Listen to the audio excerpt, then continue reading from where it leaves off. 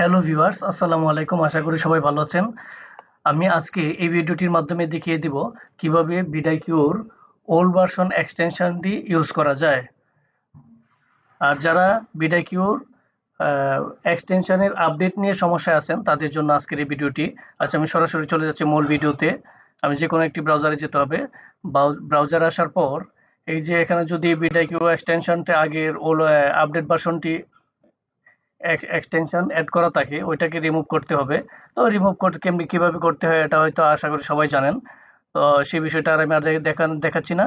আচ্ছা, তারপর যেতে হবে থ্রি ডট আইকনে আসার পর এক্সটেনশন এক্সটেনশন থেকে ম্যানেজ এক্সটেনশন থেকে এটা ডেভেলপার মোড, এটা যদি অফ থাকে এটাকে অন করতে হবে। তারপর নতুন একটি ট্যাব নিয়ে আমি যে লিঙ্কটা লিঙ্ক ভিডিও ডিসক্রিপশনে দিয়ে দেবো, ওই লিঙ্কটা এখানে পেস্ট করতে হবে। এই যে লিঙ্কটা দেখতে পাচ্ছেন, ওই লিঙ্কটা আমি ভিডিও ডিসক্রিপশনে দিয়ে দেবো। ওই লিঙ্কটা এখানে পেস্ট করে এন্টার করতে হবে। ওইখান থেকে বিডাইকিউর এক্সটেনশনের ওল্ড ভার্সনটাই ডাউনলোড করতে হবে। তো ডাউনলোড করার জন্য চলে যেতে হবে, একটু নিচে আসতে হবে। এই যে ডাউনলোড নাও থেকে এই যেখানে 2 নাম্বারটা ওইটাতে ক্লিক করতে হবে। ক্লিক করার পর এটি অটোমেটিক ডাউনলোড হয়ে যাবে। আচ্ছা, এক্সটেনশনটি এখানে এই যে ডাউনলোড করা হয়েছে, ডাউনলোডের এখানে এটাতে ক্লিক করে টান দিয়ে এখানে ছেড়ে দিতে হবে। এই যে এখানে চলে আসছে অ্যাড এক্সটেনশন, এখানে অ্যাডে ক্লিক করতে হবে। অ্যাডে ক্লিক করার পর এই যে আমাদের বিডাইকিউ ওল্ড ভার্সন এক্সটেনশনটি এখানে অ্যাড হয়ে যাবে। যাদের এখানে লগ ইন করা না থাকবে তাহলে নতুন করে লগ ইন করতে হবে, ইমেল দিয়ে লগ ইন করতে হবে জাস্ট, অথবা ইমেলে সাইন আপে ক্লিক করলে যে কোনো একটা আপনাদের যে ব্রাউজারে যে ইমেল আছে ওই ইমেল থেকে ওই ইমেলটা আসবে, ওইটাতে ক্লিক করলে অটোমেটিক লগ ইন হয়ে যাবে। তো এখানে আমাদের কাজটা শেষ। বিডাইকিউ ওল্ড ভার্সন এক্সটেনশনটি এখানে অ্যাড হয়ে গেছে। আমার নেট একটু স্লো হওয়ার কারণে পেজটা লোড হচ্ছে। এই যে দেখতে পাচ্ছেন বিডাইকিউ এক্সটেনশনটা এখানে অ্যাড হয়ে গেছে। তো এখন কথা হচ্ছে, আমরা হয়তো অনেকেই এইভাবে বিডাইকিউ এক্সটেনশনটি রিমুভ করার পর আবার নতুনভাবে ওল্ড ভার্সনটি এক্সটেনশন অ্যাড করছি, কিন্তু তারপরেও দেখা যায় কি একটু পরে বা কিছুদিন পর, দু একদিন পরে বা কয়েক ঘন্টা পরে এটা আবার অটোমেটিক আপডেট হয়ে যায়, যার জন্য এখানে স্কোরগুলা দেখা যায় না সঠিকভাবে। এই ইউটিউবের ভিডিওর স্কোরগুলা সঠিকভাবে দেখা যায় না। তো এখন কাজটা হচ্ছে এই যে এটা যেন আপডেট না হয়, অটোমেটিক যেন আপডেট না হয়, সেই কাজটাই আমাদের এখানে করতে হবে। কি করতে হবে? এই আপডেট যেন না হয় এটা আমাদের অফ করে দিতে হবে। কোথায় থেকে অফ করব সেই কাজটাই আমি এখন দেখাচ্ছি। আমাদের চলে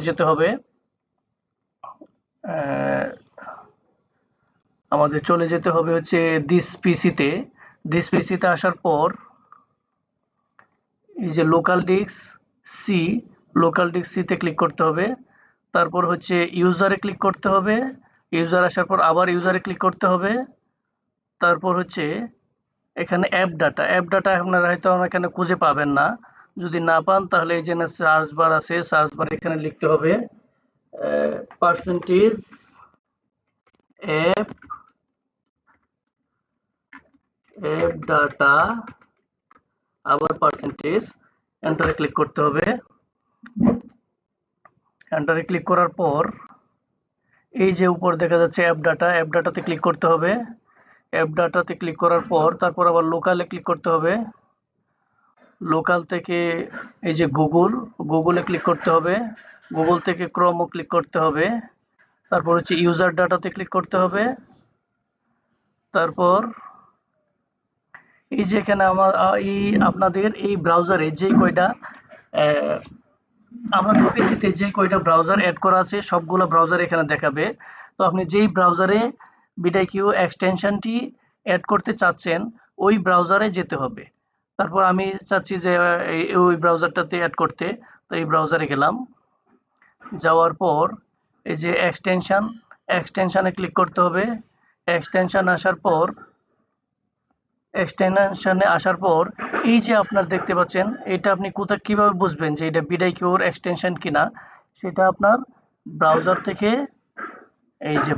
থেকে এখানে থ্রি ডট থেকে এক্সটেনশন থেকে ম্যানেজ এক্সটেনশন, ম্যানেজ এক্সটেনশন আসার পর এই যে দেখা যাচ্ছে আইডি বিডাইকিউ আইডিটা এখানে আপনি দেখে নেবেন।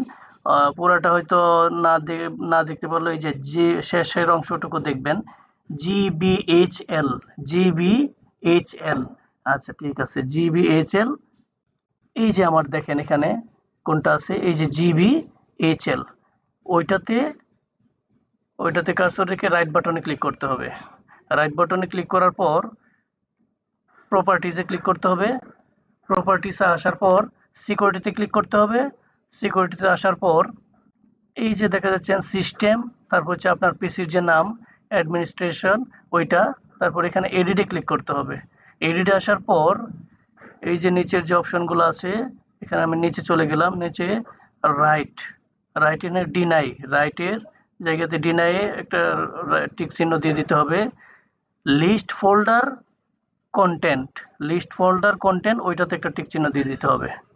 তারপর হচ্ছে ইউজার, ওইটাতে সেম ভাবে লিস্ট ফোল্ডার কন্টেন্ট ওইটাতে টিক চিহ্ন দিয়ে দিতে হবে। তারপর হচ্ছে রাইটে টিক চিহ্ন দিয়ে দিতে হবে। তারপর আবার এটাতে সেম একইভাবে এটাতে টিক চিহ্ন দিয়ে দিতে হবে। তারপর হচ্ছে রাইটে টিক চিহ্ন দিয়ে দিতে হবে। সবগুলো যদি ওকে থাকে, আচ্ছা ঠিক, আবার দেখে নেই সবগুলো ঠিক আছে কিনা। এই যে ইউজার, এটাও ঠিক আছে, হ্যাঁ সবগুলো ঠিক আছে। সবগুলো যদি ঠিক থাকে তাহলে অ্যাপ্লাই দিয়ে তারপর ইয়েস, তারপর ওকেতে ক্লিক করতে হবে। আমাদের বিডাইকিউ এক্সটেনশনটি এখন থেকে আর অটোমেটিক আপডেট হবে না, এখন থেকে ওল্ড ভার্সন ইউজ করতে পারবো। আজকের ভিডিওটি মাধ্যমে আমাকে দেখিয়ে দিলাম কিভাবে বিডাইকিউর ওল্ড ভার্সনটি ইউজ করবেন। আর যদি আমাদের এই ভিডিওটি যদি ভালো লেগে থাকে তাহলে আমাদের এই চ্যানেলটিকে সাবস্ক্রাইব করে বেল আইকনটি বাজিয়ে দিয়ে পাশে থাকুন।